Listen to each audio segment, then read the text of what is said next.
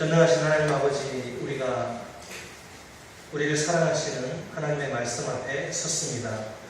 성령께서 우리를 진리의 깊은 곳으로 인도하여 주시고 말씀을 통해서 우리가 하나님의 뜻을 분명히 깨닫고 우리의 심령이 새롭게 변화되며 우리가 주 앞에 새로운 헌신과 충성을 다짐하고 결단하는 은혜의 시간 될 수 있도록 이 시간 우리 가운데 임하여 주옵소서. 예수님의 이름으로 기도드립니다. 아멘.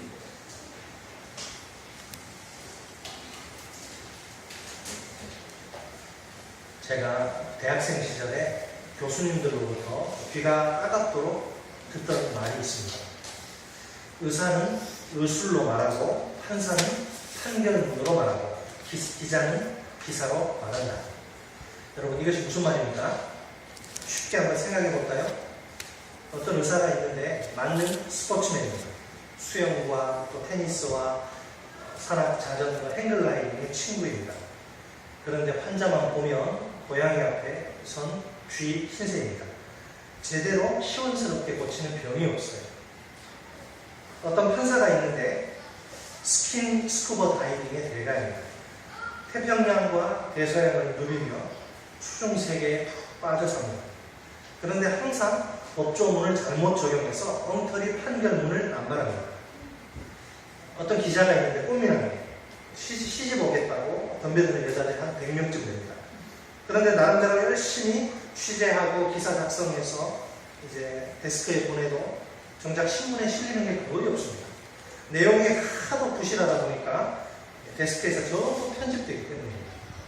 여러분, 이런 의사나 판사나 기자는 인류 평화를 위해서 할 수 없게 옷을 벗어야 합니다. 딴 일을 알아봐야 합니다. 의사나 판사나 기자는 모두 전문 직종에 종사하는 전문가입니다. 여러분, 전문가에게 1차적으로 요구되는 것은 자기 분야에 있어서 다른 사람들이 인정할 만한 탁월한 실력입니다.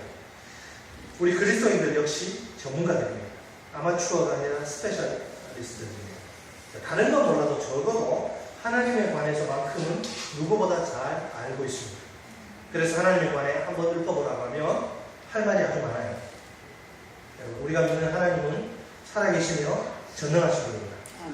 자, 그렇다면 우리는 무엇으로 말해야 할까요?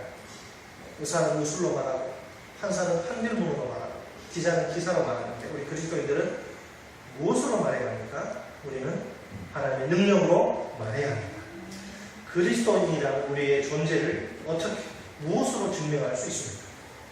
하나님의 능력으로 우리가 그리스도인임을 세상에 증명해야 합니다. 입으로 아무리 자기 신앙을 자랑하고 떠들어도 생활 속에 하나님의 능력이 나타나지 않으면 소용이 없죠. 자기가 그리스도인이라는 사실을 설득력 있게 증명할 다른 방법이 없어요. 그리스도인이란 어떤 사람이냐? 하나님의 능력을 세상에 보여주는 사람입니다. 오늘 우리가 읽은 본문의 배경은 이스라엘에 아직 왕이 없어서 사사라는 그 지도자들이 나라를 다스리던 시기입니다. 사사시대를 배경으로 기록된 성경이 사사기입니다. 사사기에는 계속적으로 반복되는 패턴, 주제가 있어요. 그것은 이스라엘 백성들의 불순종과 이방 민족의 압제, 그리고 이스라엘 백성들의 고난 중에서의 부르짖음과 하나님의 구원입니다. 이 사이클이 계속 반복되는 거예요. 이것을 더 확 줄여서 말하자면 하나님의 심판과 구원입니다. 사사기에서 우리는 하나님의 자녀들을 향한 하나님의 변함없는 사랑을 읽을 수 있습니다. 자, 먼저 이스라엘 백성들이 하나님의 말씀에 불순종해 죄를 짓습니다. 뒤이어서 하나님이 그들의 죄를 심판하시기 위해 이방 민족들을 보내십니다. 이방 민족들은 이스라엘 백성들을 아주 무자비하게 괴롭힙니다. 이스라엘 백성들이 도저히 견딜 수가 없습니다. 살 수가 없습니다. 그래서 고통 가운데서 하나님 우리를 구원해달라고 하나님께 구원을 호소합니다. 그러면 하나님이 그들의 간절한 기도에 응답하십니다. 그들을 위해서 누구를 보내주세요? 구원자인 사사를 세우십니다. 그리고 사사를 통해서 놀라운 구원을 베푸십니다. 그런데 이스라엘 백성들은 까마귀 고기를 먹었는지 몰라도 세월이 좀 흐르고 나면 구원의 은혜를 새까맣게 다 잊어버려요. 다시 과거의 생활로 되돌아갑니다. 불순종의 죄악 가운데 또 빠집니다. 여러분, 사실 사사기에 등장하는 이스라엘 백성들의 모습은 오늘 우리들의 모습과 비슷한 점이 많습니다. 하나님의 은혜를 그렇게 자주 체험하면서도 우리는 얼마나 그것을 쉽게 잊어버리고 하나님께 불순종합니다. 여기서 우리가 깨닫게 되는 귀한 진리가 있습니다. 우리 인간은 스스로의 힘으로는 별 수 없는 존재란 사실입니다. 죄 때문에 완전히 타락하고 부패한 우리의 이 썩은 본성이 문제입니다. 사사시대 이스라엘 백성들이나 오늘 우리 그리스도인들이나 타락하고 부패한 본성은 마찬가지입니다. 오랜 시간적 간격이 있음에도 불구하고 그때나 지금이나 우리 인간의 타락하고 부패한 본성은 조금도 변하지 않은 것입니다. 달라진 것이 없어요. 좀 더 나아진 것이 없습니다. 이집트의 그 피라미드에 가보면 이런 낙서가 기록되어 있습니다. 어떤 상처 입은 그 고대 이집트 노인의 한탄입니다. 요즘 젊은 것들 버르장머리가 없어서 큰일이에요. 몇천 년 전에 이집트 노인이 그런 적이 있었어요. 요즘 젊은 것들이 너무 버르장머리가 없어서 이 사회가 걱정해요. 그럼 오늘날 똑같죠? 뭐 달라진 게 하나도 없어요. 그죠? 이제 사사기 6장 1절 말씀을 보겠습니다. 사사기 6장 1절. 자, 거기 6장 1절에 보시면 이스라엘 자손이 또 여호와의 목전에 뭘 행하였어요? 악을 행하였으므로 여호와께서 몇 년 동안? 7년 동안 그들을 미디안의 손에 넘겨주시니. 자, 이스라엘 백성들이 이제 하나님의 은혜를 체험하고 또 잠시 시간이 지나니까 하나님의 눈앞에서 악을 또 행합니다. 그래서 하나님이 이제 그들을 무려 7년 동안 미디안의 손에 붙이십니다. 자, 이것은 범죄한 자녀들에 대한 하나님의 심판입니다. 정확하게 말하자면 사랑의 매요, 징계의 채찍입니다. 그런데 여러분, 하나님의 심판은 그 자체가 목적이 아니죠. 거기에는 그의 자녀들을 향하신 하나님의 선한 뜻이 숨어 있습니다. 그 뜻이란 무엇입니까? 그들이 죄를 깨닫는 것입니다. 그리고 회개하고 하나님께로 돌아오는 것입니다. 우리에게 강하신 여호와의 인자하심이 크고 크도다 크시도다 크고 크도다 크시도다. 여러분, 우리들의 경우도 마찬가지입니다. 우리가 하나님 앞에 막 악을 행하죠, 그죠? 막 죄 짓고 그러죠? 그러면 하나님은 처음에 기다리십니다. 가만히 내버려 두세요. 스스로 죄를 깨닫고 하나님께로 돌아오기만을 기다리십니다. 그러나 시간이 지나고 하나님이 계속 주목하시는데 우리가 죄를 깨닫지 못해요. 하나님께로 돌아오지 않습니다. 여전히 못된 짓을 일삼습니다. 그러면 하나님은 어떻게 하세요? 우리의 상황, 환경에 손을 대십니다. 그래서 사랑의 매를 막 드시고 징계의 채찍을 이루시고 그것이 뜻하지 않은 질병일 수 있습니다. 갑자기 막 몸에 병을 얻어서 입어나옵니다. 또 갑작스런 교통사고가 죽다 살아나옵니다. 갑작스러운 사고일 수도 있고 인생이 아주 쓰디쓴 실패일 수도 있습니다. 하나님은 이런 고난을 통해서 우리를 부르십니다. 우리가 살 길은 죄를 깨닫는 것입니다. 고난의 자리에서 회개하고 하나님께로 돌아오는 것입니다. 죄 질 때 확 바로 죽여버리지 않고 하나님 우리에게 기회를 주세요. 회개하고 돌아오면 하나님 우리를 다시 받아주십니다. 지금 7년 동안 미디안의 그 압제를 당한 이스라엘 백성들 말할 수 없는 고통 가운데 빠져 있습니다. 그들이 얼마나 비참한 신세가 되냐면 미디안 사람들의 힘이 도저히 감당할 수 없어요. 얼마나 강한지 도저히 그들과 맞서서 싸울 엄두가 나지 않습니다. 싸웠다가는 비참하게 죽임당할 것이 불을 보도 뻔하기 때문에 그 이스라엘 사람들인데 그들이 무서워서 어떻게 산에다 도망가가지고 산속에 이제 불을 파놓고 피난처를 만들어두고 미디안 사람들이 쳐들어오면 그 속에 몸을 다 숨겨버려요. 또한 이스라엘 사람들이 열심히 농사 지을 농산물을 이제 수확할 때가 되면 미디안 사람, 아말렉 사람, 동방 사람이 아주 귀신같이 알고 쳐들어옵니다. 그때를 맞춰서 이스라엘 가운데 있는 식물과 양과 소와 나귀를 남김없이 다 빼앗아갑니다. 아주 빈털털이 거지가 되는 거죠. 얼마나 여러분 답답하고 괴로운 일입니까? 억울한 사정 어디 가서 하소연할 수가 없어요. 멀쩡하게 눈을 뜨고 그냥 당해야 합니다. 한두 번이 아니에요. 자그마치 7년 동안 똑같은 사건이 반복돼요. 여러분 양식이 있어야 먹고 살죠. 이스라엘 사람들 양식을 다 빼앗긴 상태예요. 도저히 먹고 살 수가 없는 거예요. 그제서야 그들은 하나님께 부르짖어 기도합니다. 하나님의 도우심과 구원을 간절히 호소합니다. 하나님은 그들의 고통을 모른 채 하시지 않습니다. 그들의 부르짖는 기도를 외면하시지 않습니다. 그래서 그들을 위해서 구원자인 누구를 보내주세요? 사사 기드온을 보내십니다.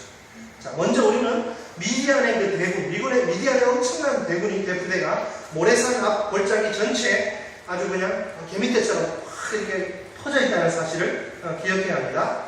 사사기 7장 12절 말씀 보세요. 사사기 7장 12절 보면 미디안 군대, 미디안 군대의 그 숫자가 메뚜기에 뭐 같대요? 메뚜기에 많은 수와 같고 그들이 타고 온 낙타의 수가 해변에 모래같이 많습니다. 사사기 8장 10절을 보세요. 8장 10절에 보니 그들의 숫자가 몇 명이라고 나옵니까? 8장 10절에 보시면 자, 그 숫자가 자그마치 몇만 명? 13만 5천 명이라고 기록되어 있습니다. 그런데 이에 맞서 싸우는 이스라엘 사람들은 몇 명이죠? 겨우 3만 6천 명에 불과합니다. 미디안 군대와 비교해 볼 때 지극히 적은 숫자예요. 여러분 13만 5천 명과 3만 2천 명의 숫자가 됩니까? 택도 없죠, 그죠? 최첨단 무기와 장비가 총 출동하는 오늘날의 전쟁에서는 군인의 숫자가 승패의 결정적인 요인이 될 수 없습니다. 어느 편이 더 강력한 무기를 보유하고 있느냐 하는 것이 중요하죠. 한국 정부가 말도 많고 탈도 많던 차세대 전투기 사업에 온갖 힘과 노력을 기울이는 이유가 여기에 있습니다. 1950년 한국 전쟁 때 톡톡히 재미를 본 중공군의 인해 전술 이제는 안 통합니다. 그런 식으로 숫자만 믿고 덤벼들다가는 전멸당하고 맙니다. 하지만 옛날에는 오늘날처럼 무기가 발달되어 있지 못합니다. 무기라고 해봤자 뭐 기껏해야 칼, 창, 활 이런 것뿐이죠. 따라서 전쟁에서 승리하기 위해서는 일단 상대방보다 군사의 숫자가 더 많아야 유리합니다. 자, 그런데 참 이상한 일이 하나 있습니다. 사사기 7장 이전에서 하나님은 이제 뭐라고 말씀하시냐면 기드온에게 야, 너희들 지금 미디안 군대와 싸우려고 너희들 이스라엘 백성들이 모였는데 숫자가 지나치게 많아 말씀하십니다. 그리고 누구든지 두려워서 벌벌 떠는 자들은 집으로 보내라고 명령하십니다. 도저히 여러분 이게 이해가 되지 않는 말씀입니다. 이해가 되지 않는 말씀입니다. 분명 13만 5천 명의 강력한 미디안 군대와 맞서 싸워야 할 3만 2천 명의 이스라엘 백성의 숫자는 아주 적어요. 하나님이 강력한 미디안 군대를 무찌르기 위해 필요한 사람들을 더 보내주셔야 하지 않습니까? 그런데 더 줄이라고요? 이게 도대체 이게 무슨 말이에요? 기도는 이해가 되지 않는 하나님의 명령이지만 어떻게 해요? 순종합니다. 그 결과 3만 2천 명의 사람들이 얼마나 줄어들어요? 10,000명으로 줄어들어요. 반토막이 아니라 3분의 2가 그냥 확 줄어드는 2만 2천 명이 포기하고 자기 집으로 다 돌아가는 거예요. 자, 그런데 하나님은 아직도 야, 10,000명 줄었어? 아주 많아. 안 되겠다, 그거 가지고. 숫자를 더 확 줄여버려? 이 도대체 지금 뭐 하자는 이야기입니다.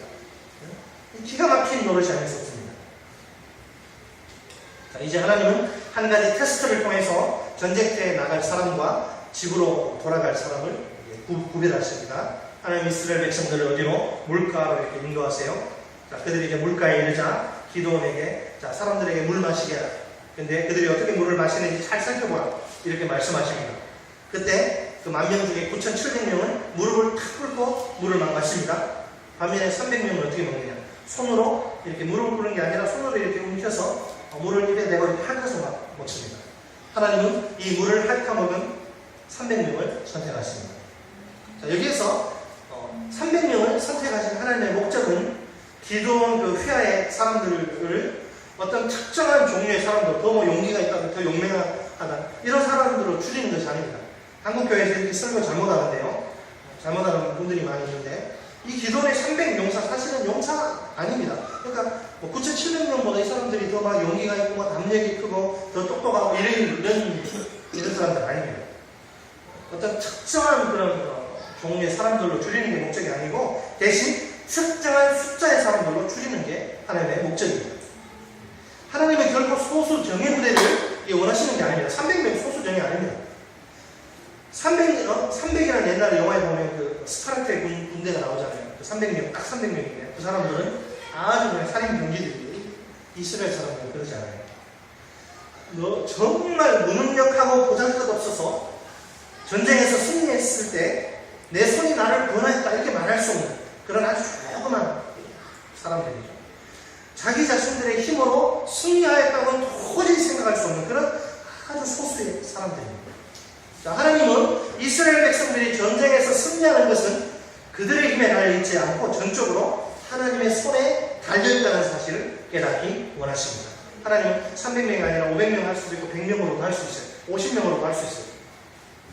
실제로 이스라엘 백성들이 자기들의 힘이나 능력이나 지혜를 의지하지 않고 살아계신 하나님의 도우심, 그 능력만을 철저하게 의지하기를 바랐습니다.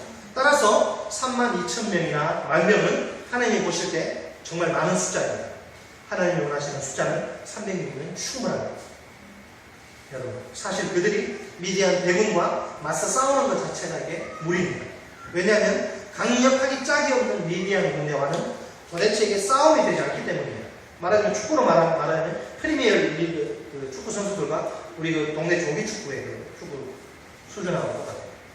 승리한다는 건 이거는 불가능한 상황입니다. 질 것이 불을 보듯 뻔합니다. 승리의 가능성 몇 프로? 8% 전쟁이죠. 완전히 이런 걸 맨 땅에 헤딩하기라고 말하죠.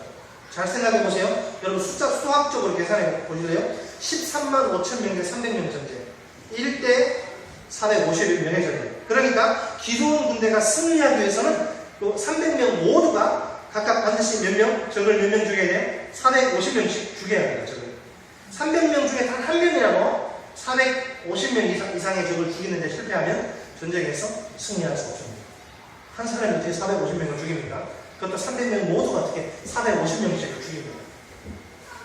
소노공처럼 소유기의 소노공처럼 복제 능력이 있어가지고 머리카락이 뽑아가지고 불면 똑같은 소노공들이 무더기로 쏟아져 나오는 그런 경우가 아니라면 숫자가 절대 열심 싸움입니다. 자, 기도원 곁에 모인 300명은 어떤 사람들입니까? 특수부대 출신들 아닙니다. 정상적인 군사훈련 받은 사람들 아닙니다. 그저 평범한 사람들, 미디안 군대만 보면 무서워서 산속으로 들어가서 동굴 속에 머리 쳐박고 오줌 싸는 그런 사람들. 반면 미디안 군대는 훈련받은 군사들, 전쟁에서 적들과 싸워서 승리한 경험이 많은 아주 노련한 군사들입니다. 이스라엘에 쳐들어가기만 하면 언제나 승리하는 군사들이에요. 여러분, 북한의 특수 그 8군단과 우리나라 그 군 면제자들, 신의 아들들과의 그 한판 승부를 생각해 보세요. 이게 싸움이 됩니까? 북한의 그 살인 경기들, 특수 8군단은 우리가 제일 무서워하는 그 군대인데요. 우리나라 면제자들. 싸움이 안 되죠. 무엇보다도 하나님은 지금 전쟁을 앞두고 이 기도원과 그 300명이 얼마나 지금 두려워하고 있는지 하나님은 잘 알고 계십니다. 그래서 야, 기도원아 두려워하지 마라. 이 전쟁은 너희들에게 속한 것은 내게 속한 것이다. 네가 반드시 승리하도록 내가 역사하겠다. 약속의 말씀을 주십니다. 사사기 7장 9절 보세요. 7장 9절 하반절. 일어나, 거기서부터 보겠습니다. 7장 9절 하반절 시작. 일어나 진영으로 내려가라. 내가 그것을 내 손에 넘겨주었느니라. 계속해서 13절 하반절 보세요. 보라, 거기서부터 13절에 보시면 이제 보라 나옵니다. 시작. 보라, 내가 한 꿈을 꾸었는데 꿈에 머리떡 한 덩어리가 미리한 진영으로 굴러들어와 한 장막에 이르러 그것을 쳐서 무너뜨려 위쪽으로 엎으니 그 장막이 쓰러지더라. 자, 이 꿈에 대한 이건 이제 어떤 미디안 분이 누워 자다가 이제 잠이 안 와가지고 그렇다고 따뜻한 차 마실 수 있는 게 아닌데 친구한테 야 하면서 13절 하반절 말씀을 이야기합니다. 내가 꿈에 보니까 보리떡 한 덩어리가 그냥 우리 진영으로 굴러 들어와가지고 다 무너뜨려져가지고 장막이 다 쓰러지더라. 그러니까 그 꿈에 대한 친구 그 군인이 어떻게 해석하냐면 14절 그 친구가 해석합니다. 14절 읽어보겠습니다. 시작. 그의 친구가 대답하였는데 이는 다른 것이 아니라 이스라엘 사람 요아스의 아들 기드온의 칼이라. 하나님이 미디안과 그 모든 지적을 그의 손에 넘겨주셨느니라 하더라. 아멘. 자, 이거를 지금 누가 들어요? 기도원이 지금 다 들은 거예요. 자, 기도원은 이제 확신하는 거예요. 하나님이 내게 승리를 주시는 거예요. 더 이상 미디안 군대를 두려워하지 않습니다. 하나님이 모든 미디안 군대를 이스라엘 손에 붙이신 사실을 분명히 믿습니다. 그래서 자기 사람들이 미디안 대군과의 전쟁에서 반드시 승리를 거둘 것이라는 사실을 확신합니다.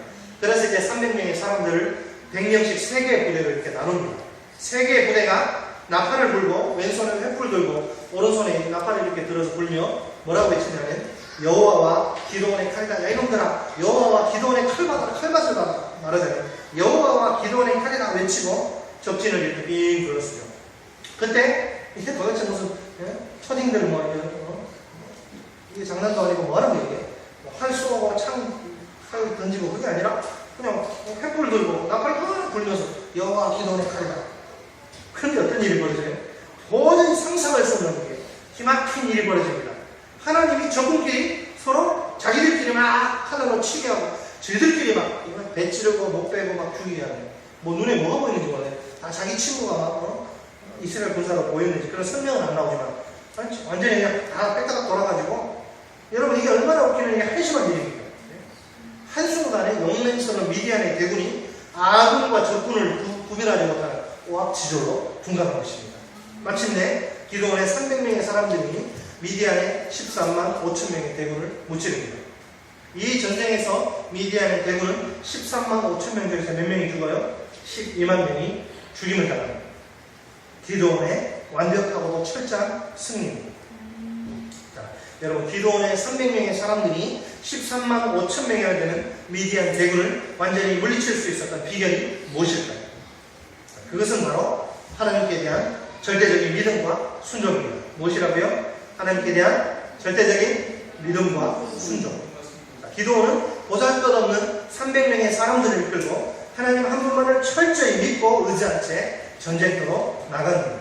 300명은 전쟁에서 승리하기 위한 특별한 군사적 기술 훈련이 없어도 괜찮습니다. 강력한 무기가 없어도 상관없어요. 효과적인 전략이 없어도 아무 문제가 없습니다. 단지 살아계신 하나님을 절대적으로 믿고 하나님의 말씀에 무조건 순종하기만 하면 됩니다. 하나님은 기도원의 그 하나님을 향한 절대적인 믿음과 완전한 순종을 기뻐하십니다. 그래서 놀라우신 능력으로 전쟁 가운데 역사하십니다.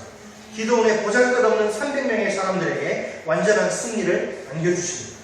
여러분 우리가 하나님의 놀라운 능력을 체험할 수 있는 비결은 살아계신 하나님 한 분만을 철저히 믿고 의지하는 것입니다. 하나님의 말씀에 무조건 절대적으로 순종하는 것입니다. 하나님이 가라 그러면 가고 멈추라 그러면 멈추고 믿음이 없이는 결코 하나님을 기쁘시게 할 수 없습니다. 하나님께 나아가는 자는 반드시 그가 살아계신 것을 믿어야 합니다. 여러분 하나님이 살아계신 분임을 믿습니까? 성경 속에 갇혀 계신 분이 아니라 오늘 내 삶의 현장에 역사하시는 살아계신 분이심을 믿습니까? 또한 뭘 믿어야 합니까? 하나님이 자기를 찾는 모든 자들에게 상 주시는 분이심을 믿어야 합니다. 우리가 하나님을 찾고 구하면 하나님 우리에게 상 주시는 분이심을 믿으십니까? 내가 처한 상황, 환경을 바라보면 순종할 수 없습니다. 여러분 상황이나 환경은 우리 편이 아닐 때가 너무 많아요. 살아계신 하나님을, 전능하신 하나님을 바라보아야 순종할 수 있습니다. 여러분 순종은 책상에서 막 연구해서 나온 하나의 이론이 아닙니다. 삶의 현장에서 내가 몸으로 배워야 하는, 몸으로 터득해야 하는 행동이요 실천입니다. 순종의 특징이 뭔지 아십니까? 단무가입니다. 단무가. 따라서입니다. 단무가. 단무가가 무엇입니까? 단순, 무식, 과격입니다. 순종은 단순해야 하고 무식해야 하고 과격해야 합니다.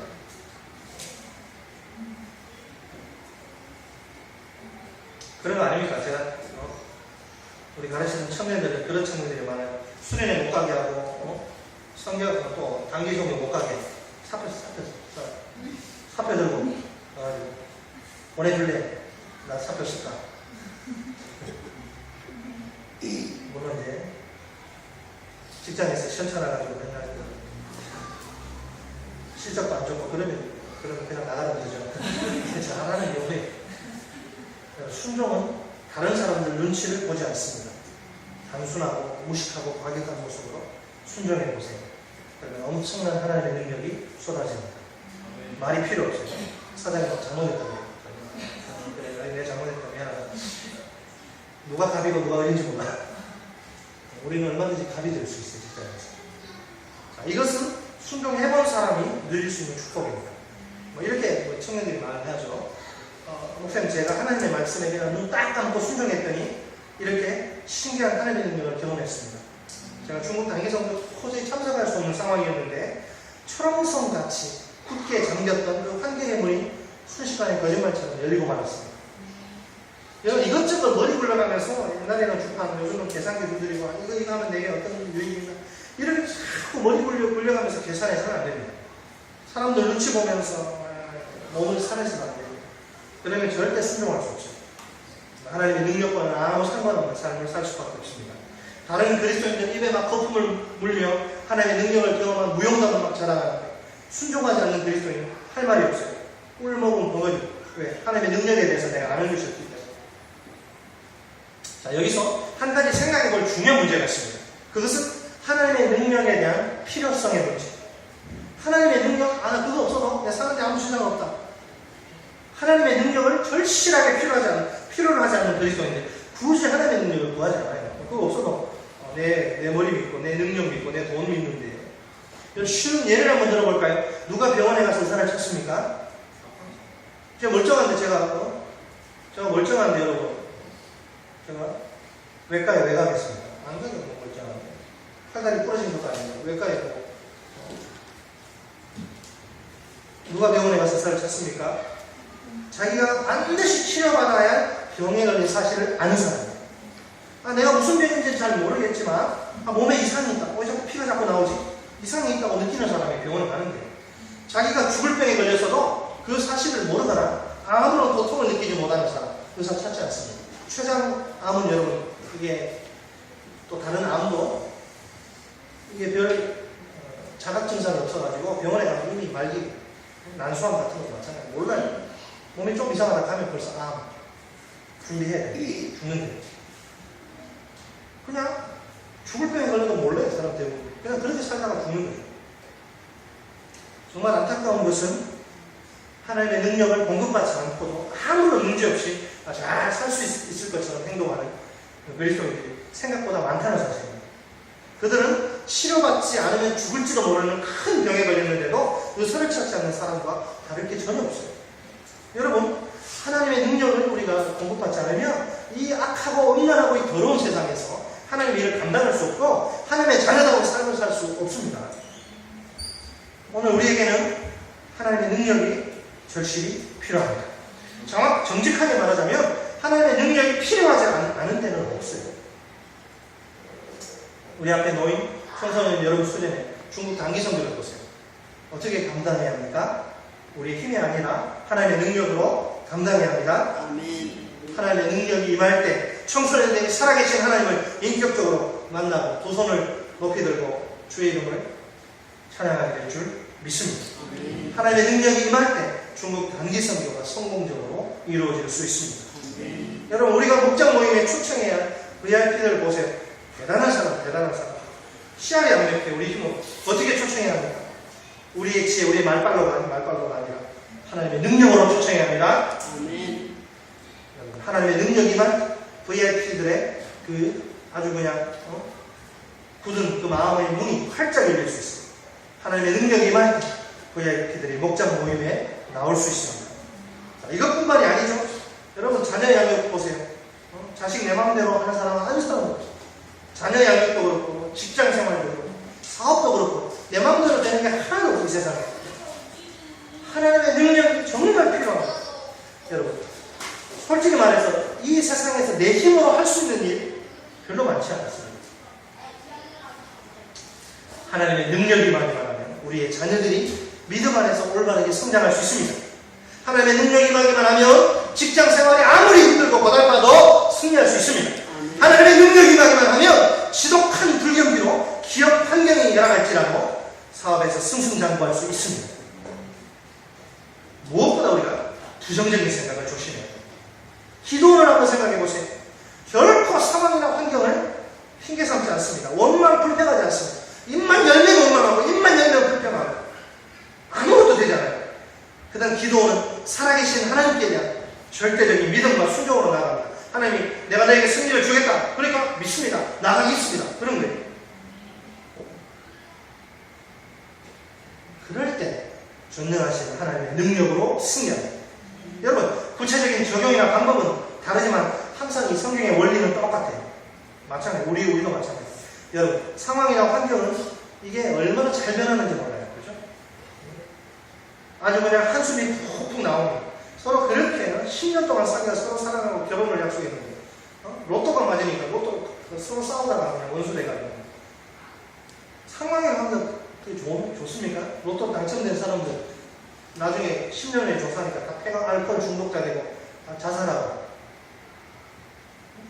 목사님 그런 소리 마세요. 로또는 고사하고 복권 한 장 아무거나 좀 당첨됐으면 손이 없겠지. 그거 가지고 부모 자식이 원수가 되고 없는 게 안 하는 거예요. 그러니까 여러분에게 하나님은 로또 대박을 안 주시는 거예요. 그 사실은 그 돈 있으면 거지한테 그냥 적선하는 거예요. 지하철에서요. 그 돈 있으면. 땀 흘려서 정직하게 이럴 생각 안 하고 요행이라고 하고 하나님 기뻐하시지 않죠.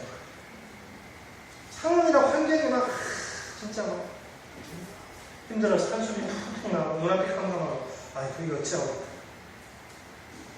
그러나 여러분, 기도원의 절대적인 믿음과 순종을 통해서 미디안의 13만 5천 명이라는 대군을 박살내신 가루로 만드신 전능하신 하나님은 지금도 살아계십니다. 여러분, 하나님이 바로 우리 편이십니다. 그 하나님 우리가 절대적인 믿음과 순종으로 나아가기만 하면 삼성을 초월하는 엄청난 능력을 쏟아부어 주십니다. 여러분, 이삭 보세요. 이삭 농사했는데 100배, 헌들보다 100배 더 달렸죠. 믿음으로 살면 다 그런 거예요. 여러분, 하나님의 일을 이루는 것은 인간적인 힘이나 지혜에 달려있지 않아요. 또 자녀 양육, 직장생활, 사업 마찬가지입니다. 내 힘으로 여러분 자녀 절대 못해요. 자꾸 내 힘으로 따라오면 나중에 더 반항하고 튀어나가고 그런 게 쉽지 않습니다. 그래서 어른들이 막 내 속으로 나오는데 왜 이렇게 나하고 다르냐. 알고 보면 똑같지. 할머니한테 물어보면 똑같지. 자기는 그래. 자기는 그렇지. 자녀 양육, 직장생활, 사업이 마찬가지입니다. 이 모든 일이 전적으로 누구의 손에 달려있어요? 하나님의 손에. 예수 안 믿는 사람들은 석가모니의 손에 내게 뛰어봤다. 석가모니 손이나 이야기하고 우리는 그렇게 말해요. 하나님의 손에 달려있습니다. 우리가 우리 힘이나 지혜를 의지하지 말아야 합니다. 자녀 양육에 하는 아무리 좋은 세미나하고 좋은 책 읽어도 그거 갖고 되는 게 아니에요. 오직 살아계신 하나님의 도우심과 능력만을 철저하게 의지해야 합니다. 그 믿음으로 무조건 하나님께 순종해야 합니다. 하나님이 친히 일하실 것입니다. 하나님의 영광을 보여주실 것입니다. 마침내 우리는 승리의 계단을 힘차게 부를 것입니다. 시편 46편 10절 말씀입니다. 이르시기를 너희는 가만히 있어 내가 하나님 됨을 알지어다. 내가 문 나라 중에서 높임을 받으리라. 내가 세계 중에서 높임을 받으리라 하시도다. 기도하겠습니다. 말씀을 생각하면서 우리 한번 같이 통성으로 기도했으면 좋겠습니다. 여러분, 그리스도인은 하나님의 능력을 보여주는 존재들입니다. 내 삶 속에 하나님의 능력이 얼마나 나타나고 있는지 한번 돌아보기 원합니다. 여러분, 자녀 양육 어떻습니까? 가정생활 어떻습니까? 직장생활, 사업 어떻습니까? 또 학교생활 어떻습니까? 정말 하나님의 능력이 그 안에 나타나고 있습니다. 이 시간 우리가 좀 하나님의 능력을 구했으면 좋겠습니다. 여러분 수련회 중국 단기성교뿐만 아니라 내 자녀 양육, 가정생활, 직장생활, 사업 이 모든 일에 있어서 하나님의 능력이 절대적으로 필요합니다. 주님, 나를 불쌍히 여겨주시고 내가 네 힘이나 지혜나 능력을 의지하지 않고 하나님 의지하겠습니다. 내가 하나님 말씀 붙들고 믿음으로 순종하겠습니다. 주님, 놀라운 능력을 내게 부어 주옵소서. 그 한 가지를 놓고 하나님의 능력이 우리가 임하기 위해서 같이 기도하시겠습니다. 기도하십니다. 살아계시는 전능하신 하나님 아버지 감사합니다. 오늘 사상에서 말씀을 통해서 하나님의 능력이 부어질 때 어떤 놀라운 기적이 발생하는지를 우리에게 말씀하여 주시니 감사합니다. 하나님 아버지, 미디안 13만 5천 명의 대군이 이스라엘을 또 쳐들어왔을 때에 아버지 기도원의 그 군사들은 아버지 도무지 그 싸움을 감당할 수 없는 그런 자들이었습니다. 아버지 하나님 32,000명의 그 사람들 하나님께서 수가 많다고 하시고 22,000명을 줄이셔서 이제 10,000명이 되게 하셨는데 그 10,000명도 많다고 하시면서 300명으로 줄이셨습니다. 그 이유는 승리하여도 도저히 우리 힘으로는 이 싸움을 승리로 이끌 수가 없는데 하나님 우리에게 승리를 주셨다고 고백할 수밖에 없는 초라하고 부담스러운 300명의 아버지 사람들로 줄이셨습니다. 그리고 하나님께서는 내가 너희들 300명으로 승리하게 하겠다 기도원에게 말씀하셨습니다. 기도원은 그 하나님 약속의 말씀을 붙들고 믿음으로 순종하였습니다. 그래야 할 때 하나님의 놀라운 능력이 나타나서 13만 5천명의 대군을 무찌르고 통쾌한 승리를 그들이 거둘 수가 있었습니다. 주님은 어제나 오늘이나 영원토록 동일하십니다. 기도원에게 역사하신 하나님은 오늘 우리에게 역사하실 수 있습니다. 주님 우리에게 믿음을 주시기 원합니다. 아버지 하나님께 나아가는 자는 반드시 그가 계신 것을 믿어야 합니다. 하나님이 성경 속에 갇혀 계신 분이 아니라 오늘도 살아서 우리의 삶 가운데 역사하시는 분이심을 믿어야 합니다. 우리에게 이런 믿음을 주옵소서. 살아계신 하나님 전능하신 하나님께 대한 믿음을 주옵소서. 뿐만 아니라 하나님 자기를 찾는 자들에게 상 주시는 분이심을 믿을 수 있도록 도와주옵소서. 하나님 믿을 때 하나님의 또 상이 능력으로 나타남을 믿습니다. 주님 우리가 아버지 여러분 수련회와 또 아버지 북한 강기 성도를 바라볼 때에 우리의 가정생활, 자녀 양육, 직장생활, 사업을 볼 때에 우리 힘으로 우리 지혜, 우리의 능력으로 도저히 감당할 수가 없습니다. 하나님의 능력이 절실하게 필요합니다. 우리가 하나님의 능력을 아버지 구하며 주님 앞에 나아가기를 원합니다. 우리에게 어떤 말씀을 주시는지 단순하게 아버지 무식하게 막연하게 말씀대로 믿음으로 순종할 수 있도록 도와주셔서 아버지 잔머리 물리지 않도록 도와주시고 아버지 대차대로 두드리고 계산기 두드리고 아버지 손익을 아버지 계산하지 않도록 도와주시고 주님 내게 말씀 주시면 아버지 무조건 그 주님 그 말씀 아버지 이루실 것들을 믿고 그 말씀대로 순종할 수 있도록 도와주옵소서. 그래서 우리의 삶의 전 영역 가운데 하나님의 놀라운 능력이 나타나고 그 능력으로 승리하며 주께 영광 돌리며 우리가 그리스도임을 세상에 보여주는 아버지의 종들이 나아질 수 있도록 인도해 주옵소서.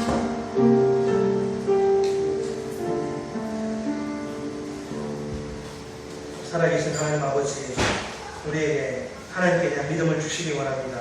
하나님께 나아가는 자는 반드시 그가 계신 것과 또한 그가 자기를 찾는 자들에게 상 주시는 이심을 믿어야 할지니라고 말씀하셨는데 우리가 살아계신 하나님, 전능하신 하나님, 상 주시는 하나님을 철저히 신뢰하고 의지하며 나아갈 수 있도록 도와주옵소서. 기도원과 300명의 사람들처럼 우리도 주님 말씀 주시면 말씀에 투달지 않고 내 상황 환경을 핑계대지 않고 그 말씀대로 믿음으로 순종하여서 기도원과 300명의 사람들이 경험하였던 놀라운 하나님의 능력을 경험할 수 있도록 도와주옵소서.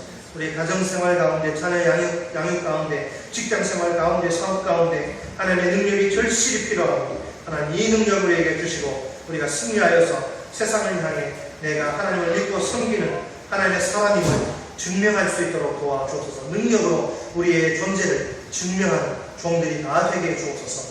예수님의 이름으로 기도드립니다. 아멘.